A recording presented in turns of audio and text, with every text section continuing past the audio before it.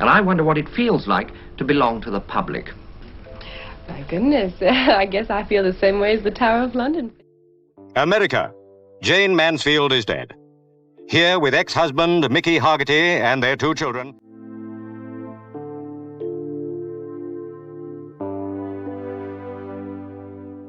The documentary about her late mother. That her biological father is not Mickey Hargitay. She was not just a Hollywood star, she was a headline machine.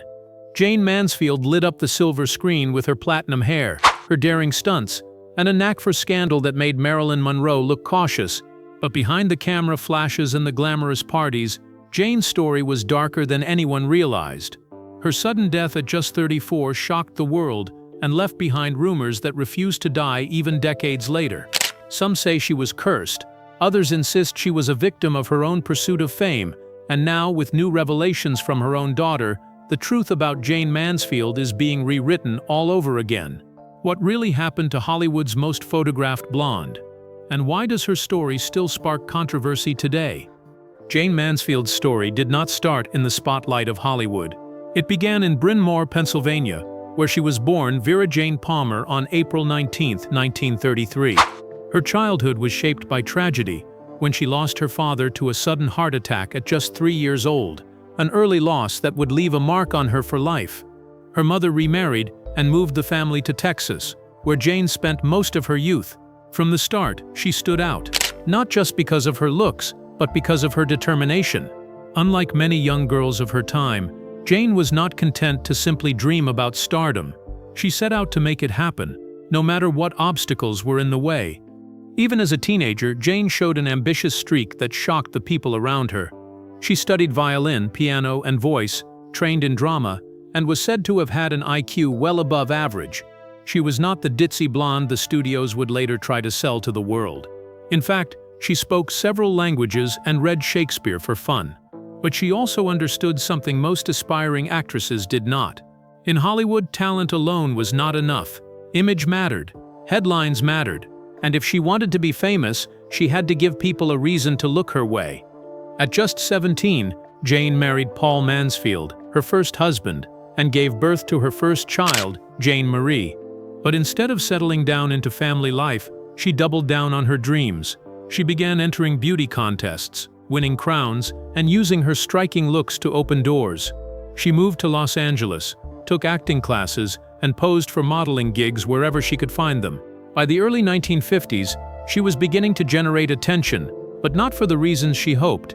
Studios often dismissed her as too much of a Monroe lookalike, and directors could not decide if she was serious about acting or just chasing fame. That was when Jayne made a decision that would define her entire career. If Hollywood would not give her the publicity, she would create it herself. She dyed her hair platinum blonde, leaned into the bombshell image, and began staging moments that the press could not resist.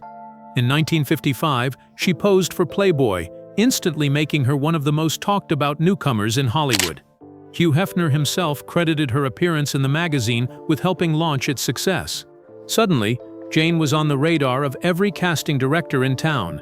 She signed a contract with Warner Bros., then later 20th Century Fox, who promoted her as the next Marilyn Monroe. But Jayne was not just copying Monroe, she was upping the ante. Where Marilyn was coy, Jayne was outrageous. She would deliberately wear plunging necklines, accidentally cause wardrobe slips at public events, and make sure photographers were always right there to capture it. These stunts worked. By 1956, she landed her breakout role in The Girl Can't Help It, a film that not only showcased her comedic timing, but also positioned her as a cultural icon of the rock and roll era. Critics were divided. Some said she was clever, others said she was nothing but a publicity seeker. But the public could not look away. Jayne Mansfield was no longer just Vera Jane Palmer from Pennsylvania. She was the blonde bombshell who had figured out how to make fame itself her full-time job. And while Hollywood was buying into her image, few realized just how much it would cost her in the years ahead. By the mid-1950s, Jayne Mansfield had cemented her place in Hollywood. But it was not her acting alone that made her famous. It was her ability to dominate headlines, often by turning scandal into opportunity. Jayne understood something crucial about fame. Audiences were as interested in the person off-screen as they were in the character on-screen. She did not wait for roles to define her image. She built her own legend with a carefully crafted mix of shock value, humor, and boldness that few dared to match. Her film career reached a peak with The Girl Can't Help It in 1956, a movie that was not just a comedy, but also a showcase for the new rock and roll craze. With performances from icons like Little Richard and Eddie Cochran, the film captured the cultural shift of the decade, and Jayne's over-the-top performance made her a household name.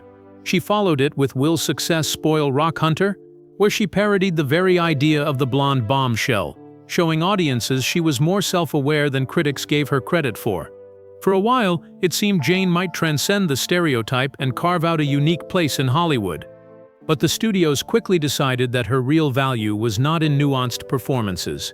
It was in the spectacle she created. And Jayne leaned right into it. She became notorious for her daring outfits, her staged accidents, and her willingness to push boundaries in ways even Marilyn Monroe never attempted. The most infamous example came in 1957, at a Beverly Hills dinner honoring Sophia Loren. Jayne showed up in a plunging neckline dress, strategically seated next to Loren, and leaned just enough to create one of the most iconic photographs of the era. Loren's side-eye glance became legendary, while Mansfield's boldness cemented her status as a master of publicity. This was not an isolated incident. Jayne made it a habit to steal the spotlight at events. She knew photographers would follow her everywhere, and she gave them exactly what they wanted. Reporters began to call her the queen of the publicity stunts, and while some dismissed her as little more than a walking headline, others realized she was playing a game no one else dared to play. Every wardrobe slip, every outrageous quote, every dramatic entrance, it was all part of her plan to stay relevant. Yet behind the scenes, this strategy came at a cost. Some directors and producers grew tired of her antics, complaining that she was more interested in being photographed than in taking her craft seriously.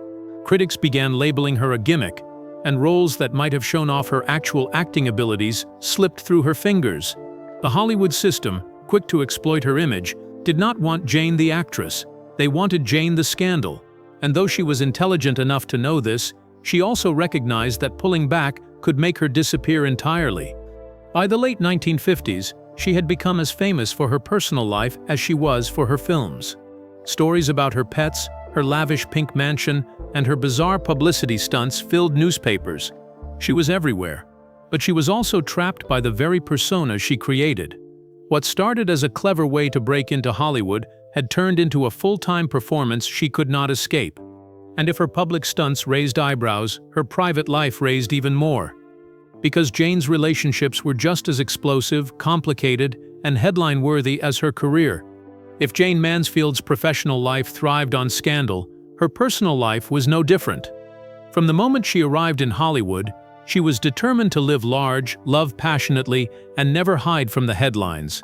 And that meant her marriages, affairs, and family drama were constantly under public scrutiny. Her second marriage was the one that made headlines worldwide, to Hungarian bodybuilder Mickey Hargitay. They met in 1956 when Mickey was performing as part of Mae West's Muscleman Revue, and their chemistry was instant. Mickey's striking physique and Jayne's flamboyant persona made them a natural match for the press. They wed in 1958 in what the media described as a fairy tale ceremony, and for a time, they were seen as the perfect Hollywood couple. They had 3 children together, including Mariska Hargitay, who would one day become a star in her own right on Law and Order SVU. But the marriage was anything but simple. Mickey and Jayne's relationship was filled with public fights, rumors of infidelity, and the constant stress of Jayne's unrelenting need for publicity. Tabloids reported on affairs with nightclub entertainers, actors, and even politicians. Rumors swirled that she was linked romantically to Las Vegas singer Nelson Sardelli, an Italian-born performer who became part of her inner circle. These whispers were often dismissed as typical Hollywood gossip, until decades later, they took on shocking new weight. In 2025, Jayne's daughter Mariska revealed in a documentary called My Mom Jayne that Mickey Hargitay was not her biological father. Instead, DNA evidence confirmed what gossip columns had speculated for years. Nelson Sardelli was her real father.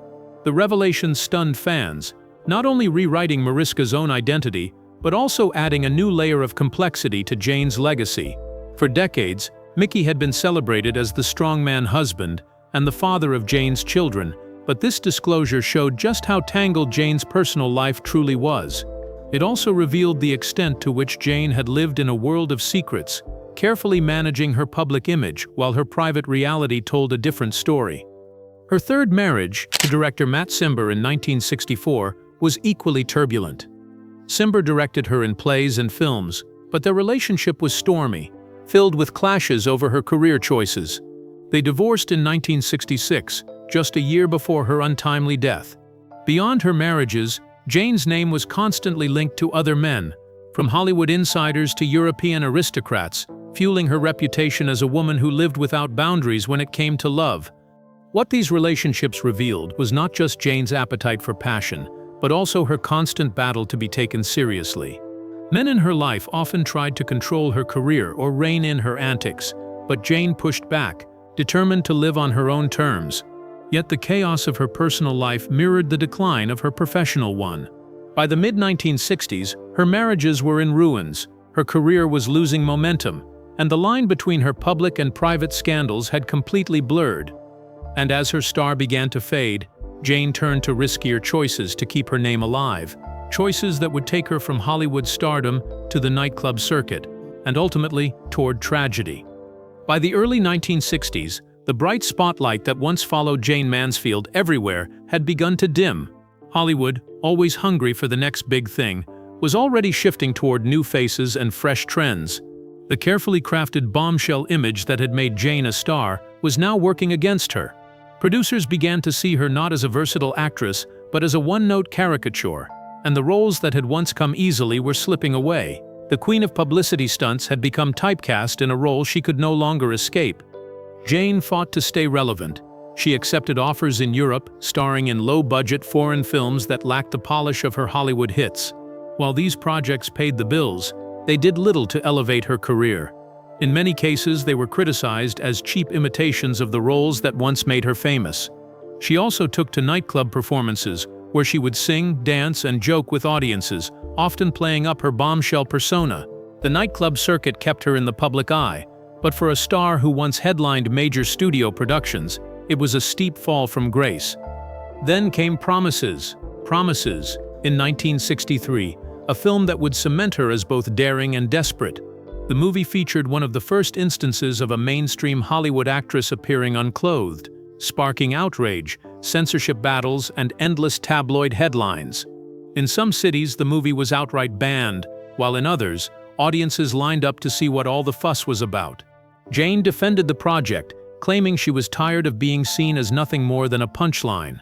But for many in Hollywood, it confirmed their worst assumptions about her, that she was willing to trade respectability for shock value. At the same time, Jayne's personal life was in chaos. Her marriages had collapsed, and her children were split between different households. Financial troubles began to mount, as the lavish lifestyle she once flaunted became harder to sustain without steady studio contracts. She was still a headline, but now the stories focused more on her scandals and setbacks than on her talent. What made this decline even more tragic was the fact that Jayne had the intelligence and potential to pivot her career. Reports of her IQ, her musical training, and her fluency in multiple languages suggested she was far more than the stereotype she played. But the Hollywood machine was not interested in that side of Jayne Mansfield.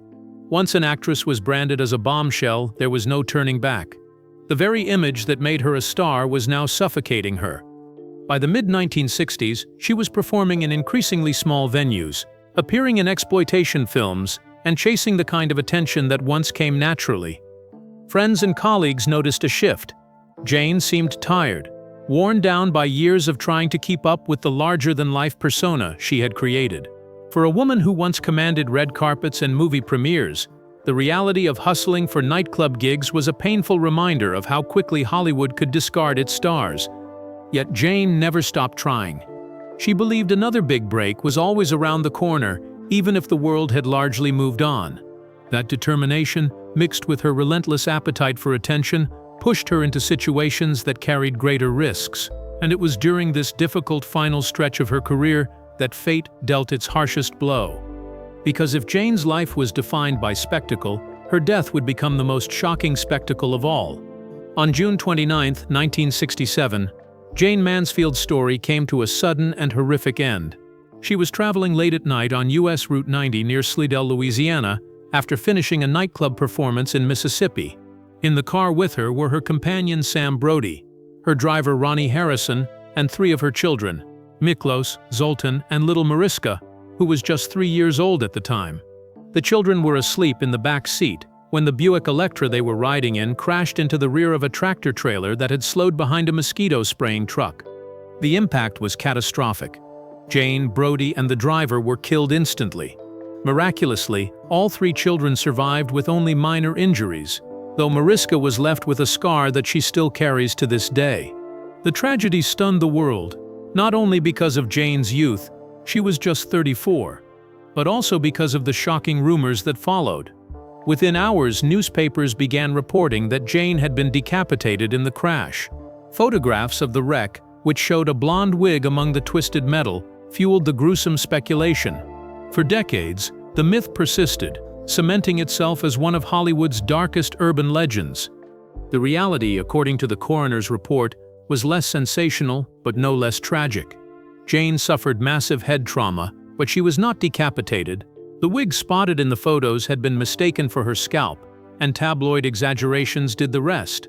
Still, the decapitation rumor became so widely believed that it overshadowed the actual facts, turning her death into a story told and retold with morbid fascination. Even today, the myth remains tied to her name, a grim reminder of how spectacle defined both her life and her death. Beyond the rumors, Jayne's accident had a lasting impact on road safety. The crash highlighted the dangers of cars sliding underneath tractor trailers during collisions, a problem that had gone largely unaddressed until then. In the years that followed, regulations required trailers to be fitted with rear underride guards, safety bars that prevent vehicles from going underneath in a crash. These bars became known informally as Mansfield bars, a haunting tribute to the star whose death prompted reform. Jayne's legacy in this sense was not just about Hollywood, it literally saved lives on the highway. Of course, where tragedy strikes, conspiracies follow. Some claimed Jayne's death was not an accident at all, pointing to her rumored ties to the Church of Satan and her friendship with its founder, Anton LaVey. Whispers spread that she had been cursed or that dark forces had played a role in the crash. Others insisted her companion Sam Brody, who had a reputation for being reckless and hot-tempered, was the real cause of the disaster. These theories, while never proven, added to the aura of mystery that surrounded her final days. What is undeniable is the impact her death had on Hollywood and her fans. The image of a glamorous star cut down in her prime fit the tragic pattern of other stars of the era. James Dean, Marilyn Monroe, reinforcing the idea that fame often came at a devastating cost. For Jayne's children, the loss was personal and permanent. Mariska Hargitay would later describe how the tragedy shaped her life, giving her both a scar she carried on the outside and a deeper resilience on the inside. Jayne Mansfield's death was the closing act of a life lived in the spotlight. Yet, like everything else about her, it became more than just a fact. It became a story, retold in whispers, rumors, and headlines that kept her name alive long after she was gone. Even decades after her death, Jayne Mansfield remains one of the most polarizing figures Hollywood ever produced. To some, she is remembered only as a flashy sex symbol who chased headlines with outrageous stunts. To others, she is a tragic starlet, whose intelligence, ambition, and humanity were buried under the weight of the image she created. In truth, Jayne was both, a woman who played the role of the blonde bombshell so convincingly that the world forgot there was far more to her than a plunging neckline and a clever publicity stunt. For years, Jayne was dismissed as a Marilyn Monroe imitator, a star who lacked originality. But those who knew her well argued that she was far more calculated than people gave her credit for. Reports of her exceptionally high IQ, her fluency in multiple languages, and her training in music and drama painted a picture of a woman who was sharp, strategic, and in control of her persona. She understood the power of the media in a way few others did at the time, and she exploited it to make herself a household name. While critics may have mocked her, there is little doubt that without her daring self-promotion, she would never have broken through the Hollywood system. Jayne's influence can be seen in the decades of celebrity culture that followed. Long before reality television or Instagram influencers, she was shaping her own narrative, crafting moments that would go viral in the pre-digital age. The Sophia Loren photo, the wardrobe stunts, the lavish pink mansion, all of it foreshadowed the way modern celebrities manufacture spectacle to stay relevant. In many ways, Jayne was ahead of her time, proving that controlling the story could be just as powerful as talent itself. Her legacy has also taken on a more personal dimension through her children, especially Mariska Hargitay. Growing up in the shadow of her mother's fame and tragedy, Mariska built her own career on television, winning awards and respect for her work on Law & Order SVU. Unlike her mother, she avoided scandal and cultivated a reputation for strength and professionalism. Yet she never denied the impact Jayne had on her life, often speaking about how the loss of her mother shaped her resilience. In 2025, Mariska took things even further with the release of her documentary My Mom Jayne, which peeled back the curtain on her mother's true story. The documentary did not just revisit Jayne's career, it revealed shocking new truths, including the fact that Mickey Hargitay was not Mariska's biological father. DNA tests confirmed that singer Nelson Sardelli, long rumored to have been one of Jayne's lovers, was her real father. This revelation sent shockwaves through Hollywood history, forcing a re-evaluation of Jayne's personal life and the choices she made to protect her family's image. More importantly, it reframed Jayne not as a shallow starlet, but as a complicated woman juggling fame, secrecy, and motherhood under impossible circumstances. In the end, Jayne Mansfield's story is less about the myths that followed her and more about the contradictions she embodied. She was glamorous, yet grounded, brilliant, yet underestimated, adored yet ridiculed. Her death turned her into a tragic icon, but her life reveals a woman who understood fame better than almost anyone of her time. Today, fans and critics alike are beginning to ask, was Jayne Mansfield truly a victim of Hollywood's cruelty, or was she one of the first women to outsmart it, even if the cost was her reputation? One thing is certain, Jayne Mansfield's legacy is no longer just about the blonde bombshell stereotype. It is about a woman who lived boldly, loved recklessly, and left behind a story that still forces us to question how we see fame, power, and truth in Hollywood.